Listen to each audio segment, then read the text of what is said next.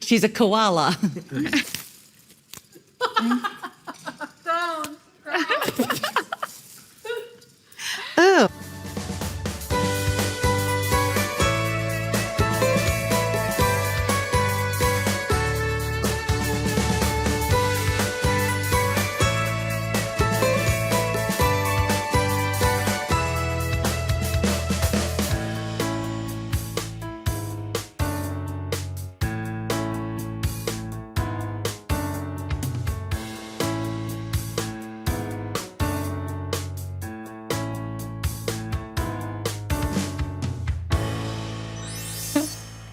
Oh. Hello everyone and welcome to Ride or Die, the show where we discover all the things in the magical hair world. And we want to be your ride or die by supporting you in this hairdressing industry. We want to create a community that is really supportive and empowering. We want to know what trends you guys are seeing out there, how you tackle challenges in the salon, what's going on in your real hair salon life. So what are we tackling today? We are going with the new trend, espresso. Cute. What about you, Jake? We'll be diving into some scissor and razor work, fixing some hair challenges for the cuts our clients have. Let's get started. Let's go.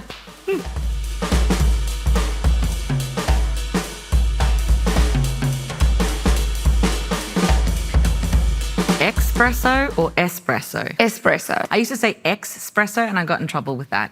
There's no really? X in espresso. Oh my gosh. Just so FYI. Yeah, espresso. Espresso. Yeah. I, for one, love caffeine. In my opinion, it started with Hailey Bieber. Yes. When she went dark with her hair, I felt that it started getting a little bit of traction. Yeah, espresso, when I think of the term, I think it's dark and rich and elegant and expensive. You got caramel latte, you got a white chocolate latte, you have a matcha. We don't want matcha. We don't want green we don't hair. want much on our hair. No. But there's all of these things that are coffee related and I absolutely love them because they're rich, Yes. they're golden. Shiny and glossy and shimmery and dimensional. I feel like, especially for the person we have today, we don't want to go too dark to wash her out. We want to sort of maintain on her natural level, but I love playing with tones. So I think a lot of people can wear it. I think it really depends on how dark and light you want to go. 100%. So one of the things that I love a lot about this espresso trend and people going more darker and more natural is the fact that it speeds up color processes. Yeah. And I think that's why it's becoming such a popular thing in salons. Yes. Because it's much lower maintenance for clients. And cost is a big thing for people these days. 100%. I also think that this goes hand in hand with people want healthier hair. Yeah, they do. In general. So lower maintenance, better integrity, and quicker services. No one wants to spend 4 hours in a salon on a Saturday. So with that, we're going to do this really quick service and show you how we're going to do it. Now let's get started.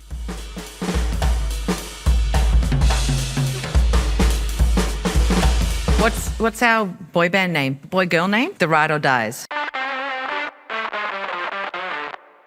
So currently she has about a 5 centimeter regrowth of her natural color. On her mid-lengths to ends, she previously was blonde. It's definitely more porous than the rest of the hair. Because of that porosity, you need to take into consideration that the color will grab a little bit more, and then it sometimes looks pitch black. Yeah. We see a bit of different toning through here, and we're really trying to bring out the warmth in this hair without copper or red. We really want it sort of to stay on that espresso gold rich tones. So we are actually going to be using Elumen on the ends and Topchic on the roots. Yeah, just to even that out a bit more and just give it a lot more dimension as well. And maybe that shine will help us like not have to cut so much of these ends. Like, for sure. Seal them down. Yeah, exactly. But if it's something a little bit more blended or just like brown with depth like this, I don't think we have to think so hard about the placement of the color compared to the cut. Yeah. Especially for her where we're trying to maintain a lot of the outside. 100%. Yeah, and integrity of the hair.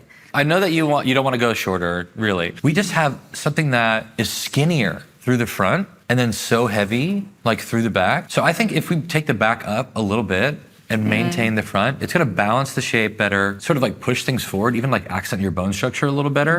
And if you do decide that you wanna grow it, it's gonna grow out more balanced. Yeah. And even if you wanna keep it around the same length, it will start to give you the opportunity to fill the front in before you end up with the back like growing out like so long. But she's got a bit of a cowlick there. You see like things like they wanna jump.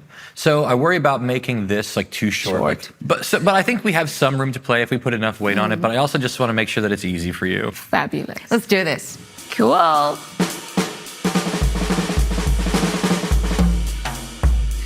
Okay. All right. So the virgin area, we're going to be using Topchic. We have mixed 6N and 6G with the 10 volume because we really just want to deposit tone. And honestly, she has like 3 gray hairs.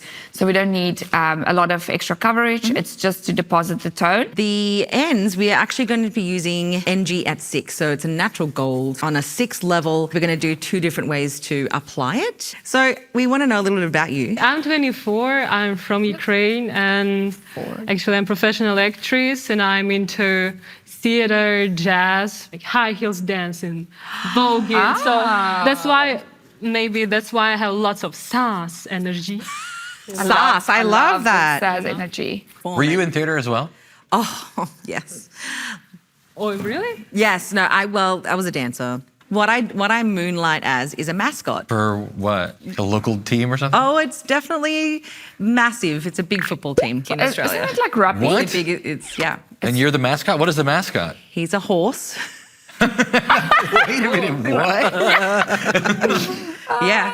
So a lot of people think there's a dude in there because Buck is a dude and I'm swole. Like I am huge in this suit. Like you think you're big, I'm twice your size. It's a jacked horse I will costume? take you on. Like I could tackle you right now. I believe you. And I'd smother you with my hoarseness. I have my big head and then obviously my face is back here and his nose is here and I steal people's food and chuck it in my mouth. I can't eat it. You throw food into a big horse Absolutely. face. Yes. You just Yes, I steal a do. sandwich and Yeah, chuck it and then into because your it's costume? so hot in there. I was going to say, is it hot? Is it tough? Oh, it's ridiculous. I grab people's water and I chuck it on the face and at least. And they want that. Like they're like, They love it. please have Buck Yeah. steal It's my Like, water. yeah, please, yeah. Yeah.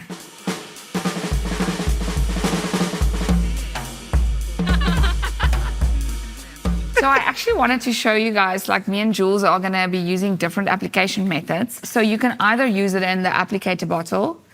You can also literally just open up and just use it on the actual bottle, which I prefer generally. Sorry, if you can just get it to close. So what I do is come on through here, just give it a bit of a comb, and then we apply it, and then we use the thermofoil just to lay the hair on top of so we don't get it messy, because this can get very messy. The cool thing about Elumen, though, is that it doesn't stain clothes. It stains literally... Wait, what? You don't know that? I thought it's for sure. What? true. I mean, You don't know that? What we would suggest is if you have Elumen, put this to the test. Are you... Wear a white It shirt comes and out just of clothes. blast it all over your shirt as soon as you It literally... Are you willing to put this on your shirt? Absolutely Right not, now, you will because I will look like it is brown, and I will look like I change nappies for a living, not do hair. But it comes out of clothes. It comes out of all my clothes, but it doesn't come out of anything else. Don't put it on wood. Don't put it on the floor. Don't put it anywhere.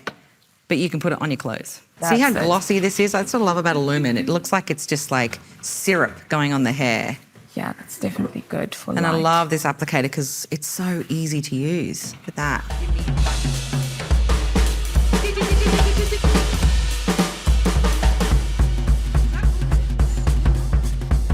What I was talking about when her hair was dry was how much less density we had in the front compared to how much more density we have in the back. Now that it's wet, you can really see that a lot more. Like look to your side, any direction. You pick, there we go. From the ear forward, we're pretty skinny. And then in the back, we just have like all this density and it's really blunt through the back. We're gonna change the texture and the length of the back with a razor. In the US, the law around it, and again, this is not legal advice. We have a banner running at the bottom that says like, I'm not a lawyer and whatever.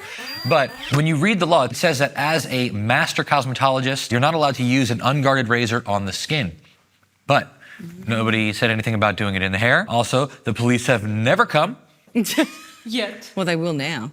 That's the sound of the police. They're not going to come today either. It's going to be fine. You could use a razor with a guard. Like, that's also fine. You know, you can get very similar results. We're going to rotate you around here. It's such a fine blade. You can take like one hair at a time if you really want, you know? And you can still create blunt shapes with it too. Like, I used to think that you kind of graduate from a razor with a guard to this razor, but certain things I think are better with the guarded razor too. Certain techniques, like where you use your fingers or something, or you are on the skin, or if I want to do something dry, like razor on dry hair, I'll use a razor with a guard.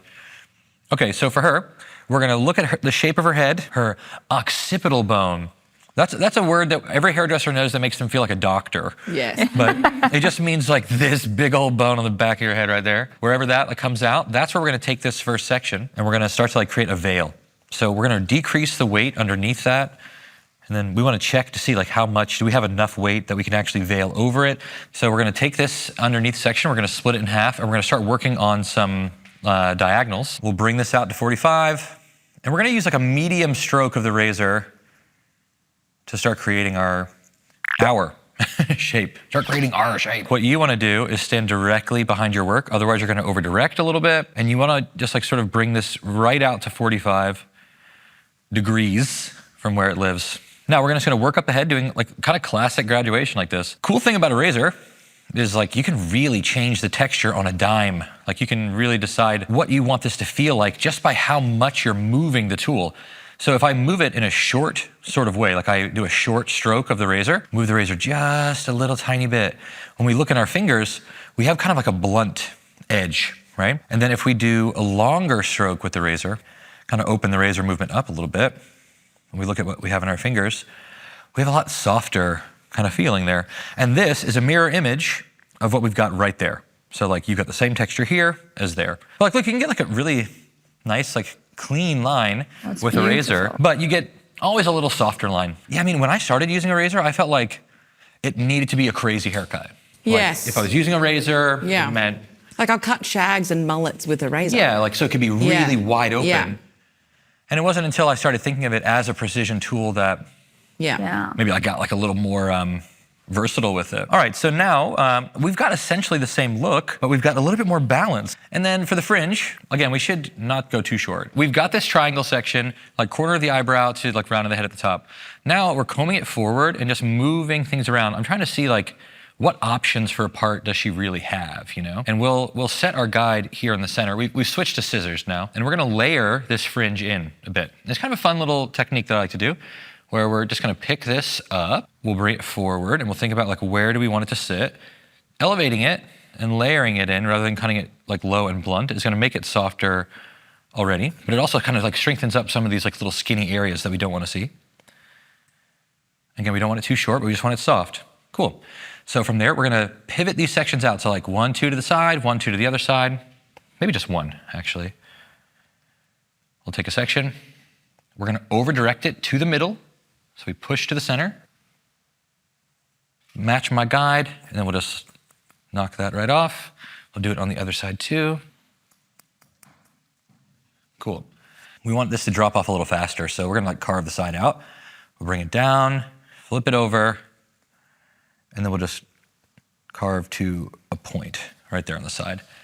And that will give us something that kind of like wraps around the side a little bit more. We get that kind of like soft little drop off around the cheeks. Like if you look to your, that way. We get a little kind of like soft accent there on the cheeks. Product wise, let's put some serum in there. This is like a little Weightless shine oil, a couple of pumps of that. We could cocktail it in, or you can layer it in. I don't mind either way, really. You just have to make sure things don't like curdle up. And these products, they actually go really well together. It smells so good. Ooh, thank you, assistant. And then we're gonna put, this is like straightening balm, but I mean, her hair is like pretty straight, but it's gonna add a little shine. And it's kind of heavy, so it seals things in nicely. And I remember her ends were just feeling a little exploded, so we'll, what? Just a little exploded.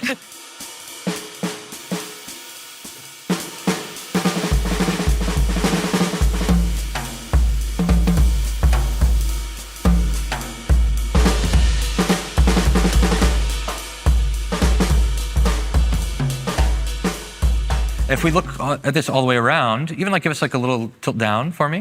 You can see her hairline. It has a little bit of texture, but it doesn't need to be just cut perfectly blunt. I mean, the whole thing about the razor is to give you something with a different vibe, like a different feeling, you know?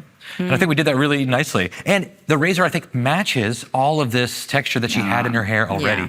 Ooh, great tuck I look as actually well. sometimes prefer it when clients just have their natural, Yeah. you know, blast dry it for like 5 seconds in the morning and then let it naturally like dry. For sure. And it has that like lived-in natural look.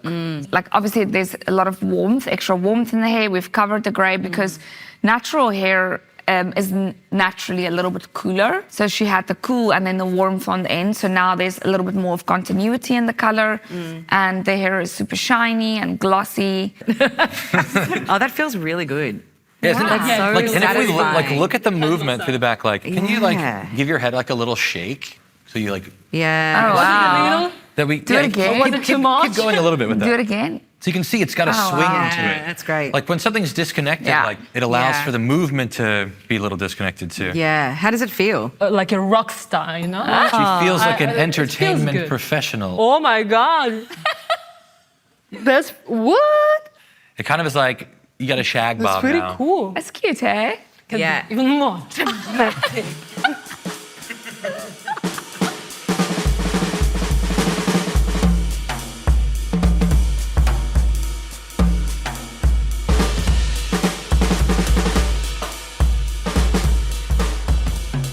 If you want to, so if you'd like to see us do a certain technique or a color, please leave us a comment below. We also want to see your creations, so please tag us on our Instagrams and we would love to share it with our communities. There's so much more to come, so make sure you like and subscribe and don't miss the next episode. Bye. I kept mine so short. Hit the road, Jack, and don't you come back no more, no more, no more, no more. Hit the road, Jack, and don't you come back no more. What you say?